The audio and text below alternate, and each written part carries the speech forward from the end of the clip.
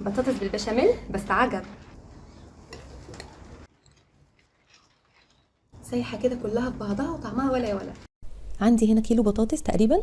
استخدموا اي كميه تحبوها على حسب حجم الصينيه اللي انتوا هتعملوا فيها، وكمان على حسب علو الطبقات اللي انتوا عايزينها. قشرت هنا البطاطس وهقطعها مكعبات صغيره علشان تستوي اسرع، وبعدين احطها في ميه وهسلقها لغايه لما تطرى. وبعد كده هاخدها وهي لسه سخنه كده، هحطها في الكبه وهطحنها كويس قوي لغايه لما تنعم معايا. ممكن نهرسها بالشوكه عادي، بس انا حبيت اعملها في الكبه علشان انجز. وبعدين هحط عليها معلقه كبيره من الزبده وشويه ملح ومرقه دجاج. لو مش حابين تحطوها بلاش، مفيش مشكله. وحوالي 3 معالق كبيره من اللبن، وهنضربهم مع بعض لغايه لما تبقى ناعمه كده وطريه. بس كده اول طبقه بقت جاهزه معايا.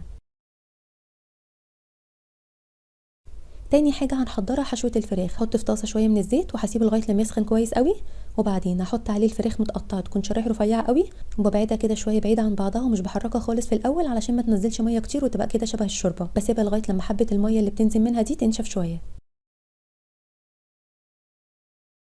وبعدين بقلبها وبسيبها تستوي كويس.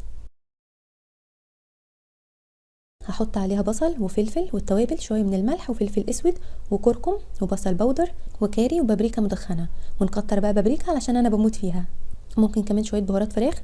عايزين تستغنوا عن اي حاجه من التوابل دي مفيش مشكله زي ما تحبوا، بس انا بحب طعم الكاري والبابريكا في حشوه الفراخ، بتخلي طعمها عجب. ونقلب بقى كله مع بعضه كده، ريحتها بقى ايه حكايه. وخلاص كده تاني طبقه خلصت معايا. اخر حاجه هعملها البشاميل. ده اسهل واخف واوفر بشاميل هتجربوه، وكميه كبيره كمان. هحط في حله 6 كوبايات سوائل، خليط ما بين اللبن الحليب والميه او الشوربه، وبعدين هحط عليهم 6 معالق كبيره من الدقيق، وبعدين احط عليهم مرقه دجاج علشان انا حطيت ميه. لو هتستخدموا شوربه بدل الميه ما تحطوش مرقه. انا عارفه اني استخدمت مرقه كتير في الوصفه دي، بس انا عاده مش بحب استخدم المرقه كتير لاضرارها، بس في وصفات زي البشاميل لما مش بيكون عندي شوربه ببقى مضطره ان انا استخدمها. وهحط عليها رشه كده من الملح بس مش كتير، وفلفل اسود، وبقلب كده كله مع بعضه على النار لغايه لما بتتقل شويه، وبعدين احط عليهم معلقتين كبار من السمنه وبقلب. وبس كده نجيب بقى صينيه وندهنها رشه من الزيت، وبعدين بحط فيها نص كميه البطاطس وبفردها، وبعد كده احط فوقيها الفراخ. انا مش هحط كميه الفراخ دي كلها، لا انا كنت عاملاها كده بالزياده علشان اشيلها واستخدمها بعدين، فقلت يعني اسويها بالمره مع بعضها. وبعد كده احط مغرفتين 3 كده من البشاميل على الفراخ. مفيش اسهل ولا احلى من البشاميل ده، جربوه علشان تقولوا لي رايكم فيه ايه. على الرغم من كميه السمنه القليله، بس بيبقى طعمه احلى كتير من البشاميل العادي.